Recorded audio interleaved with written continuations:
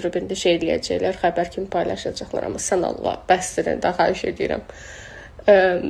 Biz Suadla bu filmi danışanda, Suada mən demişdim ki, bu film harda yayınlanacaq. Mən qorxuram bu səhnəyə görə.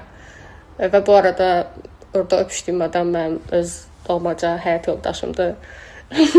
Başımız xarab olmasın da. Neyse. Dedim ki, utanıram da, onun atası, anası görər, nə bizim, biz şeylə bunu görünməsini istəmirəm də, yəqin ki, ancaq yəni xaricə gedəcək də, festivalaca da, Azərbaycanda göstərməli. Sonra ki, ha, yox, təbii ki də, yəni bunu ancaq festival filmidir də bu. Sağ olsunlar, hamı gördü də, yəni Azərbaycanda hamı gördü bunu, yəni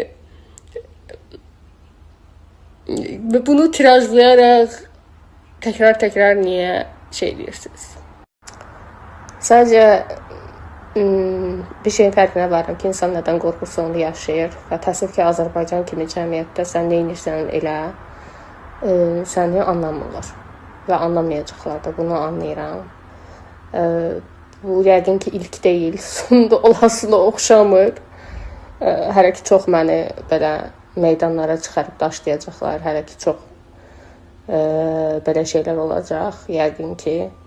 Amma birdən bir də ancaq elə mənim əsəblərim şey deyər.